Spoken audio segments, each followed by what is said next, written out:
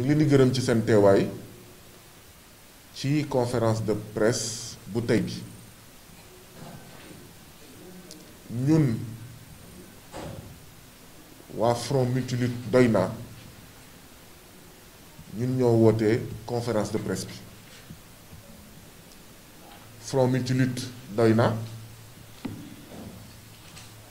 foog naa ne xam ngeen ko ñu ngi ko taxawal mois de juin passé juin 2020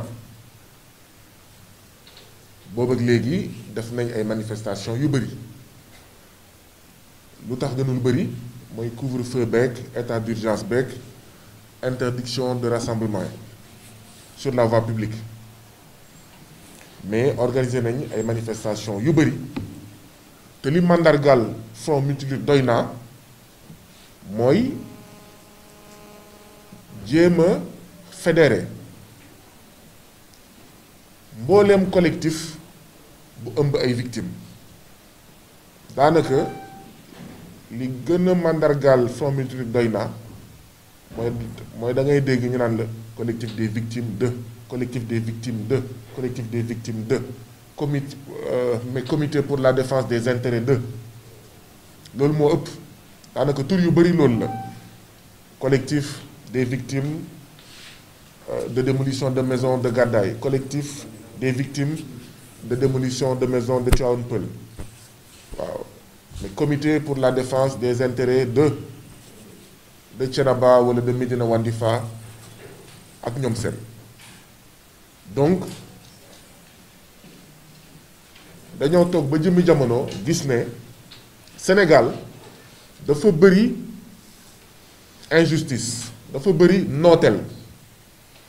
injustice yu bëri yooyu nooteel yu bëri yooyu salfaañe àq ak yelleefu doomu aadama yu bëri yooyu moo poussé sénégalais yi fu nekk ci Sénégal ngir sàmm seen àq ak yelleef ngir défendre seeni droits et libertés ñu kuréelu organisé wu en différents collectifs en différents comités foo dem ci Sénégal département boo dem commune boo dem di nga fa fekk ñaar ñett ñeent juróom fukki collectif donc les populations les travailleurs béykat yi sàmmkat yi étudiants yi chômeurs yi ak ñoom seen villageois yi organisé wu maanaam kuréelu en comité pour la défense des intérêts de bërëb sàngam comité pour la défense des intérêts de le collectif pour nangam wala nangam Front Multilutte doy naa nag ñooñu la ëmb ñooñu lay jéem a dajale ndax dañoo jàpp ne li kenn mën ñaar ko dàq li ñaar mën fukk ko dàq li fukk mën téeméer ko dàq ndaxte ñii nga xam ne ñooñu teg lii ñuy dund muy injustice yi muy nooteel yi dañoo bëri doole ceux-là qui sont dans le couloir à la porte lépp li ngeen di wax mu ngi fii dégg naa ñuy wax ay waxu may gu jëkk yéen mi nekk ci biti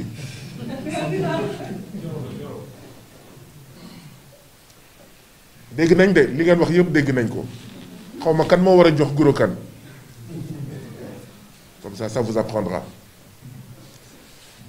donc dañuy jéem a dajale collectif yooyu ndaxte ñi ñu ko teg yenn saay ay commune la dañoo bëri doole yenn saay état la dañoo bëri doole yenn saay ministère la dañoo bëri doole yenn saay c'est un privé national ou un privé étranger dañoo bëri doole yenn saay entreprise la ay multinationales dañoo bëri doole yenn saay gouvernement la dañoo bëri doole ngir nag fexe ba tabax doole joo xam ne moo ñuy may ñun collectif sàngam ñun comité sàngam ñun union sàngam moo ñuy may ñu am ndam ci ñu ñuy noot moo tax ñu ne dañu taxawal kuréel boo xam ne képp ki nga xam ne sa bët tooy na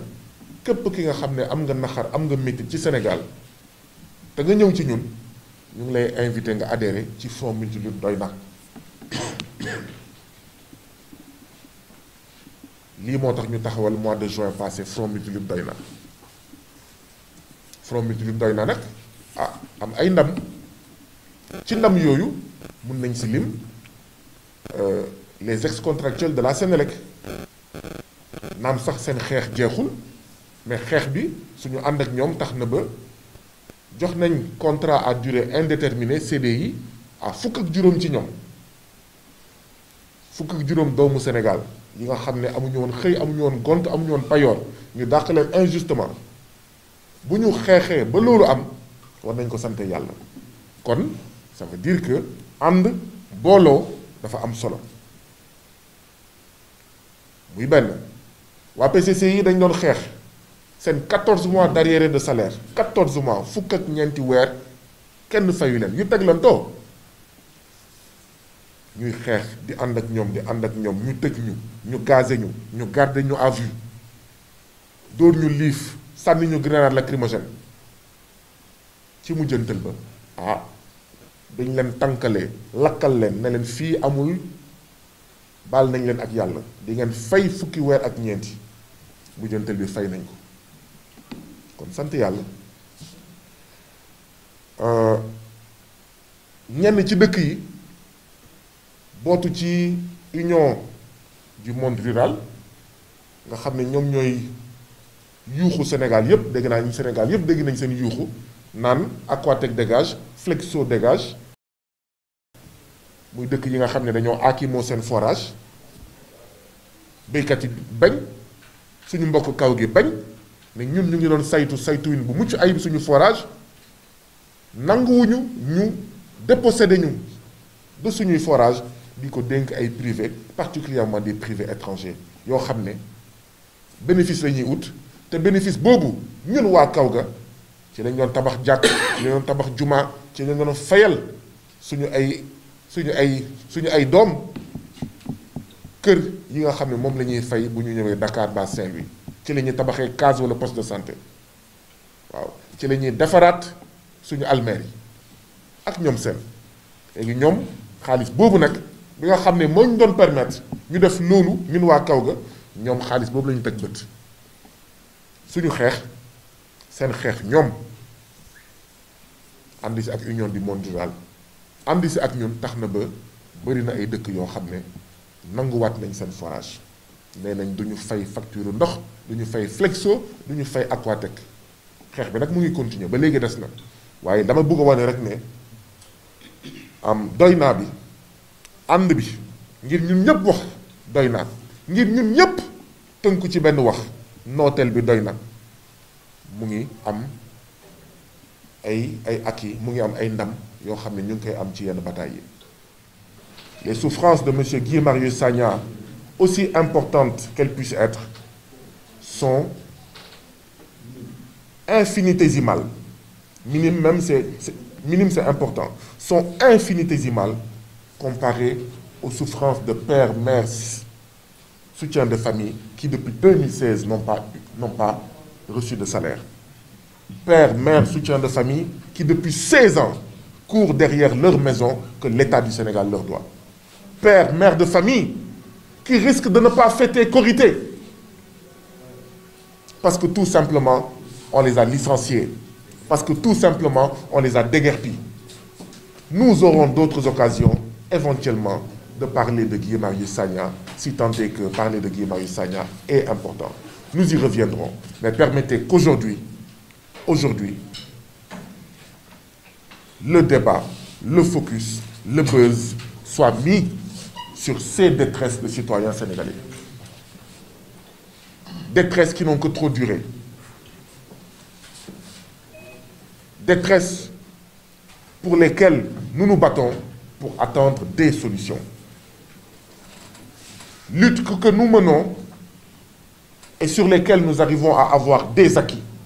C'est pourquoi nous encourageons les citoyens sénégalais à venir nous rejoindre. Ensemble, nous sommes plus forts. Mais lutte que nous allons poursuivre parce qu'il y a encore des défis à relever. lutte pour un mieux-être pour les travailleurs de FH Marine, lutte pour la restitution des forages à nos compatriotes du monde rural, lutte pour la restitution de leur place à nos compatriotes déguerpis injustement, sauvagement de la cité mixta. Lutte pour que leur maison soit restituée aux 386 familles. Vous vous rendez compte? Où dorment ces familles-là? Ñaata sëy ñoo ci tas, ñaata nit ñoo ci dof, ñaata nit ñoo dee depuis 16 ans ci xeexum, d'accord, li nga xam ne moom mooy les 386 familles. waaye itam pour fitna bi nga xam ne moo tegu ci suñuy mbokk centre commercial Liberté 6 extension marché Mbeubeuss ak ñoom seen fitna boobu mu mun faa jóge. et donc demain ku ci nekk ci ñoom dina leen expliquer, ku ci nekk ci ñoom en 5 minutes en 10 minutes jafe-jafe yi nga xam ne moom la ñuy dund. donc Guy Marius Sagna peut être important, mais aujourd'hui ce n'est pas Guy Marius Sagna. La star, ce sont les souffrances des citoyens sénégalais. Oui,